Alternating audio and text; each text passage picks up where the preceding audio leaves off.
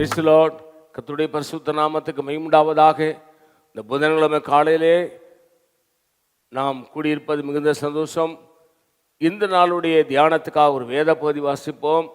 அது நீதிமொழிகள் 10ஆம் அதிகாரம் 21ஆம் வசனம். நீதிமானுடைய உதடுகள் அநேகரை போஷிக்கும், மூடரோ மதினத்தினால் மாளுவார்கள். சொற்களின் மிகுதியினால் பாவம் இல்லாமல் போகாது, தன் உதடுகளை அடக்கிறவனோ புத்திமான். வாய்க்கு வந்ததெல்லாம் பேசக்கூடாது, ஜாக்கிரதையா இருக்கணும். என்ன சொல்றாரு? சொற்கள் மிகுதியினால் அதிகமா பேசவே கூடாது. ஜெபிக்கிறவர்கள் அதிகமா பேச மாட்டாங்க, வேதத்தை வாசிக்கிறவர்கள் அதிகமா பேச மாட்டாங்க. சரியாய் தெளிவா பேசுவாங்க ஜெபிக்கிறவங்க, வேதத்தை வாசிக்கிறவங்க.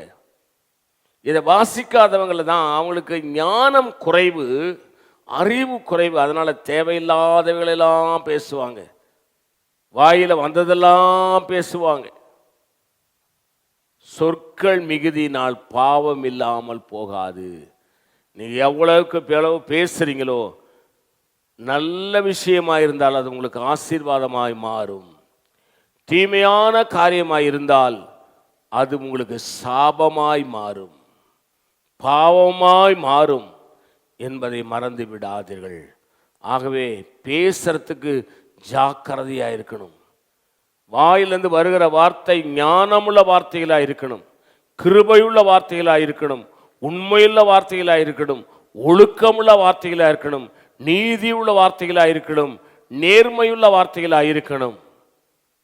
தடாலடியா அப்படி இப்படி பேசி காரிய சமத்தன போல நடந்து நம்மை நாமே வஞ்சித்து ஏமாற்றி கொள்ளக்கூடாது. நான் உங்களுக்காக ஜெபிக்கிறேன். பரிசுத்த பிதாவே, இந்த காலவில் எங்களோடு பேசுகிற நல்ல வார்த்தைகளுக்காக ஸ்தோத்திரம். இந்த வார்த்தையின்படி எங்களை ஆசீர்வதி. இயேசுவின் நாமத்தில் வேண்டிக் கொள்கிறோம் பிதாவே, ஆமேன்.